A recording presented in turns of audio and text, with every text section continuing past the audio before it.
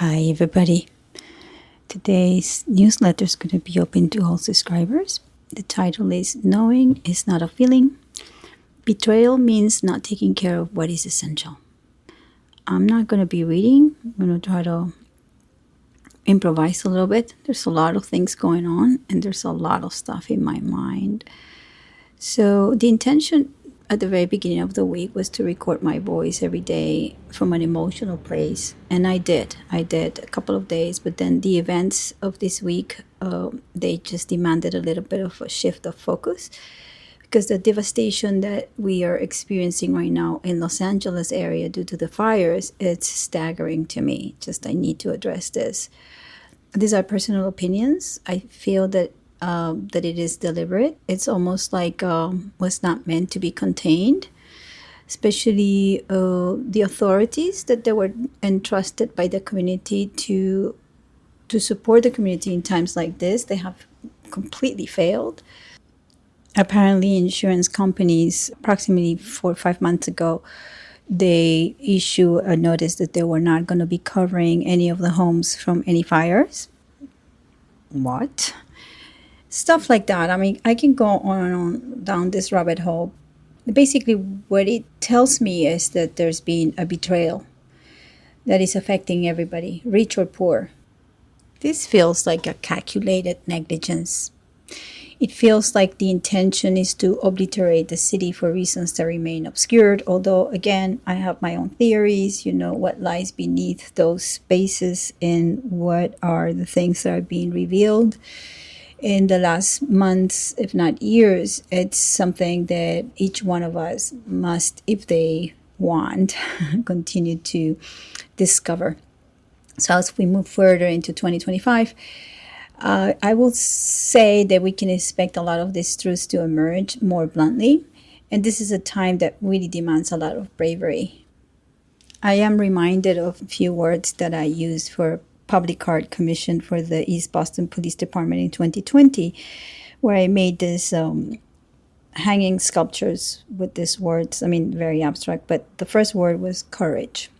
Anything that is coming from your heart and you have a sense of bravery is going to give you that power, that virtue of being courageous. Not everybody has that virtue already activated. The second one is embody.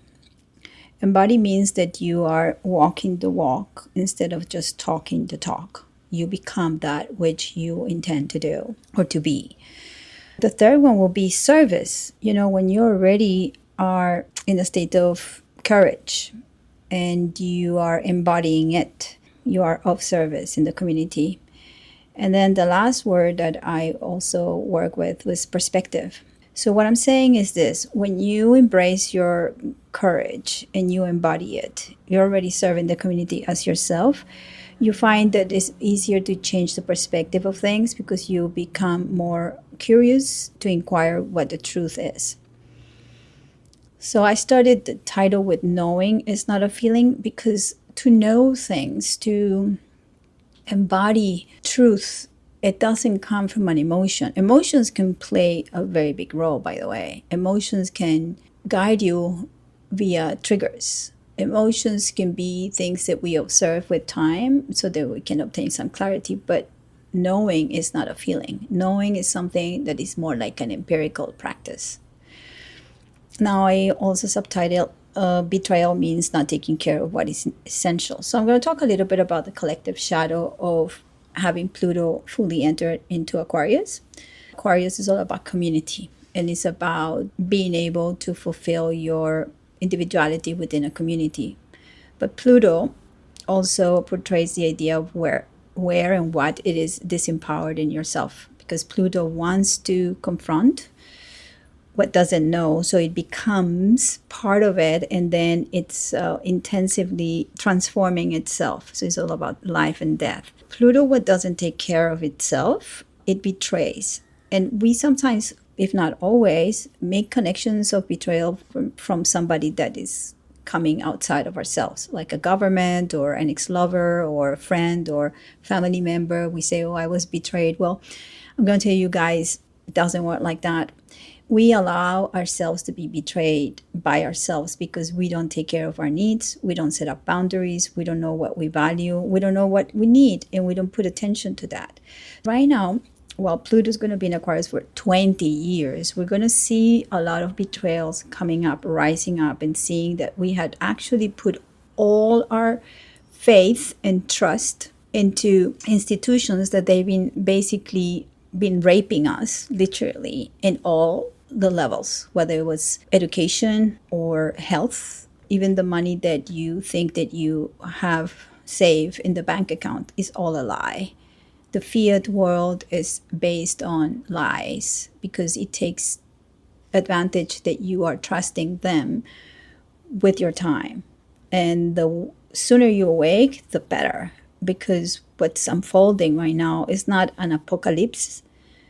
Actually, the word apocalypse means revelation. So we're just seeing what we couldn't see before. Things are becoming apparently more clear and also more confusing, because the far away you are from what is true, the more in shock you're going to be. Time to wake up, time to be grounded, and at the same time to be curious. Move around, change perspective, keep questioning, and then you will see things reveal in front of your eyes. So Aquarius represents a collective, the community. But we must ask, what is community? Is it a homogenized group where we individuals dissolve? Like, am I dissolving myself within the community? Or is it a space where I can be grounded, independent, and all individuals can come together or not? They can question each other. But every individual in a community must retain their own integrity while contributing to the whole. A true community cannot exist without the foundation of self-reliance and self-awareness. Otherwise, it falls into a groupthink where conformity overrides authenticity. And then we become very lazy, and we allow authorities that actually don't deserve to be out there to rape us in many ways, like what's happening right now. So Pluto's energy came here to transform this through discomfort and revelation, through pointing at what is not happening. If we look back, the last time that Pluto was in Aquarius was during the American War, French Revolution, the Industrial Revolution. So there was a lot of movement there to move away from the structures that they were already corrupted. But now we have another cycle. Because as humans, we tend to become lazy about it when we think that we can rely on things that kind of work. This all reminds me that sovereignty is not about being isolated, but about bringing out fully realized selves into the collective. And also, very important, is to refuse to compromise our own individuality for the acceptance or belonging. So this is pretty much the whole work of Gabor Mate, how not to give up your authenticity for a sense of security. Pluto is a teacher that is really concerned about evolution. It begins with the individual, and every person has to understand what is their own lack of authority or the lack of power. When we're disempowered, we tend to be influenced by people who tend to show that they have power. But at the very end, what is at stake is that you have no leverage. And in order for you to have leverage in any situation, you must know what you need. So you not only have to take care of your survival needs, such as food and shelter, but also make sure that you create in long term the capacity to support yourself. So then you have options, freedom, and then you can actually make the right decisions, and you're not forced to be complying to whatever authorities tell you, because that means that you are not free. So we have a debris from Pluto in Capricorn, because it was all about the betrayal of resources, and it upheld the fabric of society. So by stripping all this false security, it offered a raw image of what is actually not working. And we can start about financial institutions such as the Federal Reserve, that is neither federal nor holds any reserves, and that is owned by private bankers that have the authority of debasing your time. Thus, your time is worthless, as I spoke in previously. Everything or anything that represents this standard of fiat, it relies on trust, and we have been giving this trust to authorities that are basically taking advantage of every situation. And right now we're left with all the debris. What are we going to do with that? Should we continue to entrust governments with the stewardship of money when at the very end that money has no value? So it's a very important question right now, what kind of society or civilization you want to keep on building. Because as we are right now, it's all corrupted, rotten. Imagine the foundation of the building that it is corrupted. It's going to fall at one point. This includes the fractional reserve banking. This is creating value through credit that is backed by nothing but promises. And it has become an engine of perpetual debt. And it feeds wars, conquest, and always an amount of accumulation of power at the expense of the people. The resources of humanity have been plundered under the guise of progress. So the betrayal is profound. And as we lift the veil, humanity is awakening, not gradually, but all of a sudden in a jarring disbelief and emerging in fury. This rage and deception are not abstract, they are visceral. People are beginning to see what they believe to be stable has been hollowed out by greed. And just to note, I'm not against capitalism. What I'm against, or I'm pointing, is that the Federal Reserve, again, you should read The Creature from Jekyll Island and all the books of Saifuddin Ammous. I'm going to leave them at the bottom. It's how this system has been corrupted from the very beginning, and everything that came after is part of this corruption. So nothing that comes out of this lack of principles can actually stand. What comes next? So how can we rebuild from the ground up?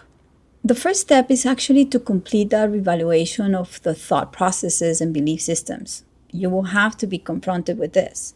I have been doing that in the last 4 years, and actually I'm not afraid of the upcoming transits that I have. I have a transit in Pluto starting squaring my Jupiter, which is all about belief systems. I am very eager to keep on changing the perspective, the point of view, to see what else can I learn, because I have a beginner's mind.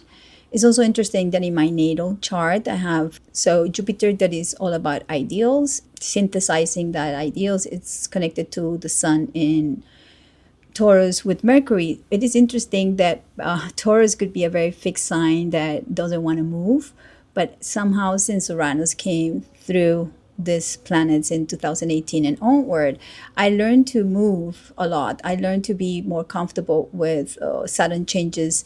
I became more of an explorer of new ideas. Now, my moon is in the ninth house, which is also about seeking. I actually want to go deeper into understanding how to ground this seeking of something that connects to the soul. So it's all about really synthesize my spirituality in this body and become completely embodying this truth. All right, so we're going to talk about Mars retrograde. The intention is to slow down anything that is reactive or instinctive. It's to be able to cultivate more awareness of purpose. And now it is retrograde in Cancer. So what is it that we're reacting more slow? Our emotional body. If we're not really taking care of what we need emotionally, then Mars retrograde is going to become like this grenade in a pocket that is about to explode. So any explosive and lack of patience with some inner frustration and anger is something to look for, to see how you overturn it. And how can you do that? You basically create a structure where you take care of what you need, whether it's expressing an emotion or just realizing that that emotion is a trigger from something else that you have believed. So you have to revise a little bit your belief systems. It's also there to help you develop a courage and be more in tune with your leadership in your own actions. We also have Chiron right now still in Aries, and we're about to move the nodes into Virgo and Pisces, which I already spoke about in the last newsletter. It's interesting because this energy is a little bit frustrating, but it is actually the best potential for us to heal an unbalanced masculine energy, the yang energy. This is, and in Cancer, there is an offering from the universe to see if you tend to those emotions that probably have been crystallized for a long time and you have not been able to be in touch with them. Now is the time to have that conversation with yourself and to overcome the fear or the drive to assert yourself at all cost. It's interesting because Mars wants to initiate and to start things impulsively, but this is a time to actually look at what is it that you need to take more time and see also the clarity that your emotional body needs in order to understand what's actually happening without just reacting with a knee-jerk movement. I have some questions for you. How are you engaging with this process? How are you confronting the illusions in your life and choosing to make your emotional responses a tool of transformation rather than limitation? Are you aware of those? This is a moment to own that power, to recalibrate, and to redefine what it means to live authentically in a world that is turning upside down. So the lessons of Pluto in Aquarius can guide you not to just restore to the old, but to build something entirely new that is being born from the ashes of what once believed and fueled by the integrity of who we're becoming. Let's talk a little bit about the etymology of the word apocalypsis, which means uncovering or revealing. It's not really about destruction or catastrophe. It has been misunderstood and misused in the way of popular culture. The true meaning is about unveiling hidden truths, the illumination of what has been concealed. It is a moment of reckoning where the light shines on what once shrouded in darkness. Why this word matters now? The fires that are consuming LA are pretty symbolic, as fire often represents a light and revelation. What we're witnessing isn't just the destruction of homes and lives, but the exposure of decaying systems, a hidden neglect, and failed structures. The fire demands our attention. It forces us to confront what we might have ignored. The old must burn away for something new to emerge. This is like a deep purging, and even though people are losing all their most shared items emotionally, it is a big opportunity for them to understand that what matters is not in the object, but in living a life that is full with people that you care for. And it's hard. It's hard. You know, Los Angeles is the city of the angels, and it holds a deeper symbolic meaning in this context because some fallen angels. There's the proposition of light and shadow. It is a city that it was built on duality. It's also the epicenter of illusion. Let's go back, 1920s, when it was built. It's a little bit after the Federal Reserve was enacted. The IRS was not really ratified as a 16th Amendment, but people had the illusion that they had to comply with this voluntary contract that you sign every year. LA was constructed on this influence of what could be real. It created the whole film and television industry that for me are the biggest propaganda slash programmers from the last century, along with academia, pharmaceutical slash health industries. As Hollywood grew, so did all of this power to shape the collective consciousness of billions. I don't watch TV for a long time. I don't even go to the movies. I noticed that every time that I was watching certain things, my vibration will shift tremendously, or I will be stuck with ideas in my head for days. Like if I was living that reality, I just don't want to live in those timelines. I want to be able to be aware of what's going on. So for decades, the movies and television have been used not just to entertain, but to subtly shape your mind. They create narratives that dictate how people receive the world. The city's creative power has also been its greatest tool for indoctrination. It is crafting illusions that blur the lines between fiction and reality. In some cases, some of these productions were like predicting events, as if they were preparing us to think that this way of thinking was normal. Is that a coincidence or calculated intention? So the call is for a revelation, to be able to see what is not clear. There's a question that arises, is that are you truly living in your own validation and authenticity, or are you still resisting the transformation that Pluto demands of you? The resistance to Pluto's evolutionary force only leads to involution, which is a return to the patterns of fear, control, and stagnation.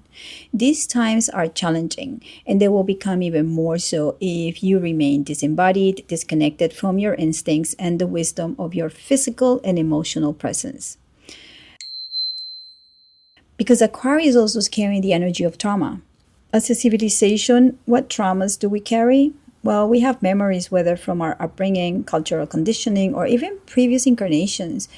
Are we here to confront them? These are not easy questions, but they're necessary ones. We cannot move forward unless we face these shadows fearlessly and reclaim the power to embody a genuine, authentic self.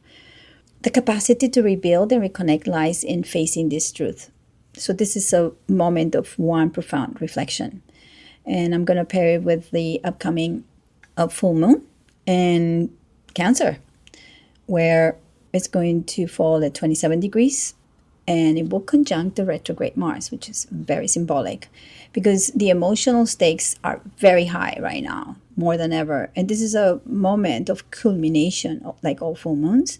It is a place where emotions rise to the surface, and you should not overwhelm yourself, but you should really illuminate that inner work that you should be doing still. For me, this lunation squares my natal Mars and is igniting a dynamic tension between action and reflection, and is urging me to confront patterns of reaction and recalibrate my inner drive. There's also another aspect that is happening, and is that Chiron, still in Aries, will be squaring this full moon. The question is, all right, I am embodying this courage, and now the courage not only to act and say where I stand as a free woman, do I have the bravery to also connect to all the emotional things that I want to deal with? Funny enough, I'm going to go back home, which is Cancer, ancestry. I'm going to go back home next week. I'm going to be a few days in Cali and then in Medellin, Colombia, because I am going to first be visiting my brother, which I haven't seen since my mother passed. So all I want is to have a huge hug with him. And then I'm going to move to Medellin 2 days later to attend and be in a couple of panels in a Bitcoin conference in my home country. This trip is very significant to me. I once read that losing both parents signifies a moment of true adulthood, and I can say I agree with that a lot. I'm preparing for it. I am having lots of gratitude. I know that this upcoming full moon that also has Venus and Saturn together is giving me a little bit of a somber feeling. It's a very grounding influence. Venus and Saturn in Pisces are here to remind us that if we really put a lot of value in what is really purposeful in life, then we can keep on building the structures that we need in order to expand in the fields that we've been working on since Jupiter entered Gemini and started its retrograde. So remember, there's the biggest task, and the deadline of this is the summer of 2025. Clarity will be very important in this full moon. Clarity from any fogginess emotionally that these events can bring you up. And if they bring you a lot of muck, then just, with discernment, start looking at it and giving yourself the opportunity to heal. Now, I don't know if you know the origin of the word betrayal. It comes from French trahir, which in itself comes from Latin, and it means tradere, which means to hand over or to deliver. This root carries a sense of giving something over to another, often with the implication of abandoning or exposing it to harm. So the prefix be intensifies the act, adding a sense of totality. So you're not just abandoning, but you are completely abandoning yourself, your needs, to a bigger influence. So over time, betrayal has come to mean the breaking of trust, the abandonment of commitments, or the violation of something essential. When we speak of betrayal in a spiritual, collective, or personal sense, it often points to a failure to honor what is essential and true. It is the act of turning away from what sustains us, our integrity, our connection to others, our values, and even our own inner truth. Betrayal isn't just about being let down by others, it is about the ways we allow ourselves to abandon or neglect what truly matters. So I'm going to read few prompts before I say goodbye. Betrayal is not just what happened to us. It's what we permit by failing to safeguard what is essential, our values and boundaries. So my prompt is to reflect on what boundaries in your life have been ignored or overstepped. How can you define them by bringing clarity and strength? Number 2 is Pluto in Aquarius shows us how collective disempowerment begins when individuals fail to claim their authority. The prompt is, how does your personal empowerment contribute to creating a stronger, authentic community? Number 3, our emotions are not just raw reactions. They are signals showing us where transformation is needed. The prompt is, what recurring emotional themes do you notice in your life? How might they be pointing to unresolved truths? Fourth, apocalypse, in its true sense, is an unveiling, a moment where what was hidden demands to be seen. The prompt is, think about a time when a crisis revealed deeper truths in your life. How did you change your perspective? Last but not least is the Cancer full moon asks us to confront the tension between nurturing our roots and forging our independence. The prompt is, how are you balancing self-care with the need for personal evolution? Have a great week. I'll be back hopefully in 10 days because I don't know if I'm going to record anything while I'm traveling. Have a good one.